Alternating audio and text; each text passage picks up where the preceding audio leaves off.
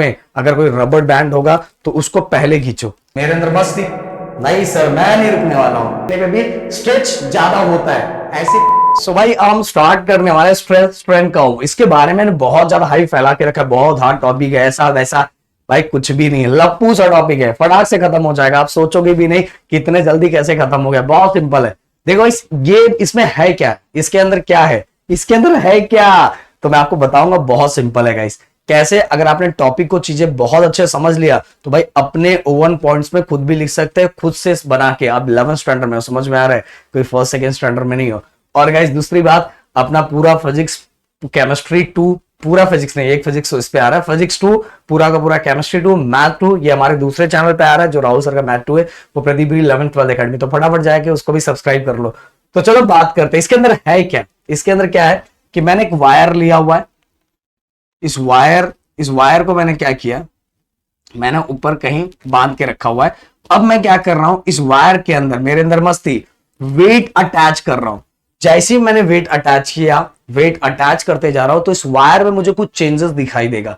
और मैं wait attach करते जाऊंगा तो मुझे और कुछ चेंजेस दिखाई देगा। और एक टाइम ऐसा होगा कि भाई ये चेंज होने लायक ही नहीं रहेगा, मतलब क्या हो जाएगा, ब्रेक हो जाएगा। सही बात है।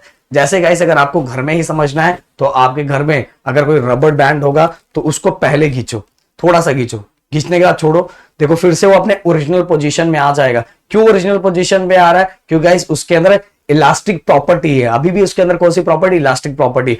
और उसको खींचो, एक जगह आप ऐसा खींचोगे, अगर आप उसको छोड़ोगे फिर वो अपने ओरिजिनल प्रॉपर्टी में नहीं आती, क्योंकि अब इलास्टिक प्रॉपर्टी से उसके अंदर जो चेंजेस हो गया वो प्लास्टिक प्रॉपर्टी में चेंजेस हो गया। प्लास्टिसिटी आ गई है, कौन सी, प्लास्टिसिटी आ गई है। और प्लास्टिसिटी आने के कारण जैसा पहले था वैसे वापस नहीं बन पा रहा है। पर मैं अभी भी नहीं रुका, मैंने प्लास्टिसिटी बनने के बाद भी फिर से और खींचा। फिर इसके बाद नहीं यार, वो खींचने लायक नहीं रहा। क्यों नहीं रहा, क्योंकि बीच में ब्रेकिंग पॉइंट आ गया और 2 पार्ट में वो ब्रेक हो गया। तो भाई इस तरह से वायर के अंदर भी होता है, ये आप घर में कर सकते हो। और प्लीज ये मैं देखना चाहूंगा कि कितने लोग देख रहे हैं अभी वीडियो। ये जितने लोग करेंगे ना, मुझे ना इसका एक वीडियो निकाल के मेरे इंस्टाग्राम पे भेजेंगे। मैं देखना चाहता हूँ कितने लोग सीरियस से भेजते हैं, मुझे देखूंगा कितने लोग भेज रहे हैं। तो भाई ये देखो, और जितने लोग भेजेंगे ना उनको मैं रिप्लाई जरूर दूंगा। तो भाई देखो ये हमने वायर में वेट अटैच किया। तो पहला जो वेट अटैच किया था, जो पहली चीज मुझे दिखेगी, देखो ओ से लेके ए तक, ये जो दिख रहा है ओ से लेके ए तक दिख रहा है। इसके अंदर के गाइस क्या दिखेगा, जितना स्ट्रेस बढ़ेगा उतना ही स्ट्रेंथ बढ़ेगा, जितना स्ट्रेस बढ़ने वाला है उतना ही स्ट्रेंथ बढ़ने वाला है। इसीलिए ये लाइन ओ टू ए के बीच में हमें क्या दिखाई दे रहा है, स्ट्रेट लाइन दिखाई दे रहा है। आप देखो कुछ क्वेश्चन पूछूंगा और मेरे बताने से पहले ईमानदारी के साथ कमेंट में लिख देना, stress is directly proportional to strength. चलो लिख दो, मैं नहीं बता रहा हूं, सबसे मैं बताऊंगा, पर मेरे बोलने से पहले आप लिख दो फटाक से कमेंट में, stress is directly proportional to strength. ये मैंने पढ़ाया था, ये मैंने आप लोगों को बताया था अभी कुछ दिनों पहले, कुछ सदियों पहले ही बताया था। Stress is directly proportional to strength. ये किसकी प्रॉपर्टी है, ये किसका लॉ है, ये है हुक्स लॉ। हुक्स बाबा ने बताया था, हुक्स लॉ। ओके, उसमें हमने ये पढ़ा था कि जितना हम स्ट्रेस बढ़ा रहे हैं उतना स्ट्रेंथ बढ़ रहा है। ये किसने बताया था, हुक्स ने बताया था। तो इसीलिए यहां लाइन कैसा, स्ट्रेस है। ओके, दोनों डायरेक्टली प्रोपोर्शनल है, जितना स्ट्रेस बढ़ रहा है उतना ही स्ट्रेंथ बढ़ रहा है। तो ओ से लेके ए तक क्या हो रहा है, अब बस इतना लिखोगे, stress is directly proportional to strength, और ये क्या है, हुक्स लॉ है। अब आगे गाइस मेरे अंदर और मस्ती, इतना तो रुकने वाला नहीं है। मैंने और इस वायर के अंदर और वेट अटैच किया। अब जैसे मैं वेट अटैच कर रहा हूं, अब मुझे जो दिख रहा है, मुझे ये दिख रहा है ए से लेके बी पॉइंट तक मैंने वेट और अटैच किया। तो पहला ये सीन है कि वेट अटैच करने के बाद पहले क्या रहा था, जितना स्ट्रेस बढ़ रहा था उतना स्ट्रेंथ बढ़ रहा है। पर ए टू बी के बीच में अब वैसा नहीं होगा कि जितना स्ट्रेस बढ़ रहा है उतना स्ट्रेंथ बढ़ेगा, ऐसा नहीं होने वाला। बट गाइस ये होगा कि अगर मैं उस पे से वेट को रिलीज करूंगा तो अपने ओरिजिनल शेप में आ जाएगा। ओरिजिनल मतलब पहले जैसा पूरे का पूरा नहीं होगा, फिर भी ज्यादातर ओरिजिनल शेप में वो आ जाएगा। बट कहां तक, बी तक।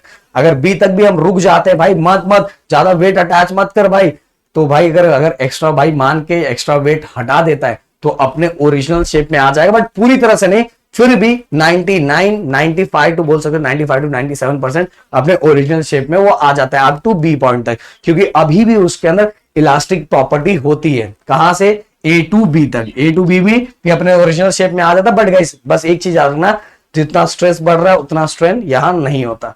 अब गाइस मेरे अंदर मस्ती नहीं सर, मैं नहीं रुकने वाला हूं। मैंने और इस वायर के अंदर और वेट अटैच कर दिया, और जैसे ही मैंने वेट अटैच किया, अब ये जो B2C पॉइंट दिख रहा है, ये B2 जो C पॉइंट दिख रहा है ना, ये हो गया भाई, देखो यहां लिखा हुआ है इलास्टिक लिमिट और यील्ड पॉइंट B2C। मतलब अगर B से आगे पॉइंट बढ़ा तो भाई अब ये वापस रुकने वाला नहीं है, वापस आने वाला नहीं है। वापस आने वाला नहीं है मतलब कि जैसा हमारा पहला वायर था, पहले वायर था, वैसा वो वापस फिर से बनेगा नहीं। मतलब पहले हमारा जैसा रबर था वो वापस बनने वाला नहीं है, क्योंकि आफ्टर बी पॉइंट के बाद उसके अंदर जो प्रॉपर्टी चेंज हो जाती, पहले इलास्टिक प्रॉपर्टी थी, अब प्लास्टिक प्रॉपर्टी होगी, जिसको हम बोलते हैं प्लास्टिक बिहेवियर या परमानेंट सेट। ओके, तो बी टू सी के बीच में, बी के बाद अप टू सी पॉइंट तक जो चेंजेस आपको दिखाई देगा, उसकी प्रॉपर्टी में चेंजेस क्या हो जाएगा, इलास्टिक प्रॉपर्टी किस में कन्वर्ट हो जाएगा, प्लास्टिक प्रॉपर्टी के अंदर, जिसको हम परमानेंट सेट या प्लास्टिक बिहेवियर बोल सकते हैं। मतलब वो आप वापस जैसा पहले था वैसा बन नहीं सकता, क्योंकि आपने उसको बहुत ज्यादा प्रेशर दे दिया है, बहुत ज्यादा प्रेशर दे दिया, वापस वो अपने पुराने रास्ते पे नहीं आ सकता है। अब गाइस मैं नहीं रुका, अब भी नहीं रुकने वाला हूं, मैं रुकने वाला नहीं हूं। मैंने और प्रेशर दिया, मैंने और प्रेशर दिया। ये सेम स्टूडेंट्स के लिए भी है, समझ रहे हो ना, स्टूडेंट्स के लिए भी है, समझ सकते हो।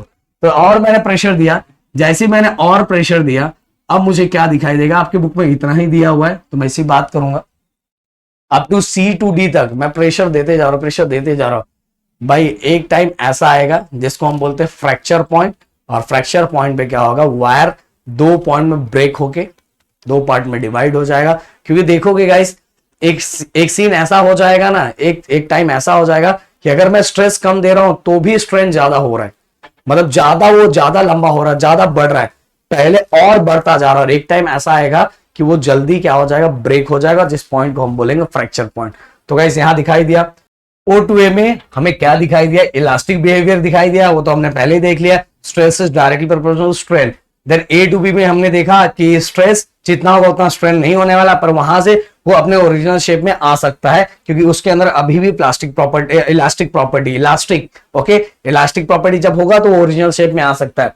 अब भाई मतलब अगर मैं वेट और अटैच करूं B2C में अगर वेट और अटैच करूं तो अब वो किस में कन्वर्ट हो चुका है, अब आप सभी को पता है प्लास्टिक प्रॉपर्टी में कन्वर्ट हो चुका है। और C के बाद अगर मैं उसके अंदर और वेट अटैच करूं तो भाई कभी वो जिंदगी में कुछ और अटैच करने लायक नहीं रहेगा। तो ये हमारा स्ट्रेस स्ट्रेन कर्व। तो भाई ये पूरी तरह से नोट्स इससे रिलेटेड चाहिए तो प्लीज कमेंट कर देना, आपको टेलीग्राम और व्हाट्सएप चैनल पे अपने आ जाएगा। तो चलो फटाफट हम क्या करते हैं, नेक्स्ट टॉपिक। तो हम बात कर लेते हैं कुछ प्रॉपर्टीज की। सबसे पहले इलास्टिक हाइस्टेरेसिस।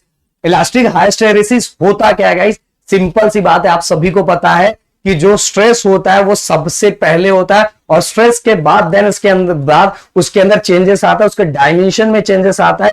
तो स्ट्रेस के बाद हमारा स्ट्रेन होता है, और इसी प्रॉपर्टी को हम बोलते हैं इलास्टिक हाइस्टेरेसिस। समझ में आया, क्लियर हो गया, स्ट्रेस के बाद स्ट्रेन होता है, और इसी प्रॉपर्टी को हम बोलते हैं इलास्टिक हाइस्टेरेसिस। अब चलते हैं कुछ और प्रॉपर्टीज की हम बात करेंगे। ब्रिटल मतलब क्या होता है गाइस, कि देखो अगर कोई ऐसा मटेरियल जिसको हमने छोड़ा और तुरंत वो टुकड़े टुकड़े में ब्रेक हो गया, जैसे ग्लास को मैं यहां से छोड़ूंगा तो टुकड़े टुकड़े में ब्रेक हो जाएगा, पर अगर ये प्लास्टिक को मैं छोड़ूंगा तो वह उस तरह से ब्रेक नहीं होगा जिस तरह से ग्लास ब्रेक होता है। तो उसके अंदर जो प्रॉपर्टी, इसको ब्रिटल प्रॉपर्टी बोलते हैं। अब डक्टाइल की मैं बात करूंगा, ऐसा मटेरियल जिसमें से हम वायर निकाल सके उसको हम बोलते हैं डक्टाइल। वैसे मटेरियल को हम क्या बोलेंगे, डक्टाइल। वैसे प्रॉपर्टी को हम बोलेंगे डक्टाइल। मेलेबल की बात करूं तो मेलेबल मतलब मेलोडी नहीं, हाँ मेलेबल मतलब क्या होता है कि जिस मटेरियल को हम हैमर से पीट के क्या बना सके, पत्रा बना सके, उसको हम बोलते हैं मेलेबल। जैसे गोल्ड के अंदर, गोल्ड को भी हम पीट सकते हैं, तो गोल्ड हो गया, फिर इसके बाद यहाँ सिल्वर हो गया, ये सभी के अंदर जो प्रॉपर्टी होती है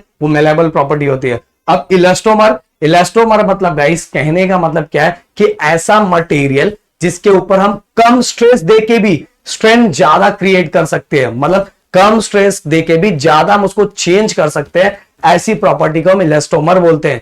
जैसे एग्जांपल अगर मैं देना चाहूं, रबड़ के अंदर, रबड़ को कम स्ट्रेस दोगे तो भी उसका स्ट्रेन ज्यादा, मतलब वो ज्यादा चेंज होगा, स्ट्रेन ज्यादा चेंज होता हुआ दिखाई देगा। कम स्ट्रेस देने पे भी स्ट्रेच ज्यादा होता है, ऐसी प्रॉपर्टी को हम बोलते हैं इलास्टोमर। क्या बोलेंगे, इलास्टोमर। तो भाई ये हो गया टोटल प्रॉपर्टीज भी मैंने आपको एक्सप्लेन कर दिया, यहाँ स्ट्रेस स्ट्रेन कर्व भी मैंने एक्सप्लेन कर दिया। अब मिलते हैं गाइस नेक्स्ट वीडियो में, और फटाफट वीडियो को शेयर कर दो, लाइक कर दो।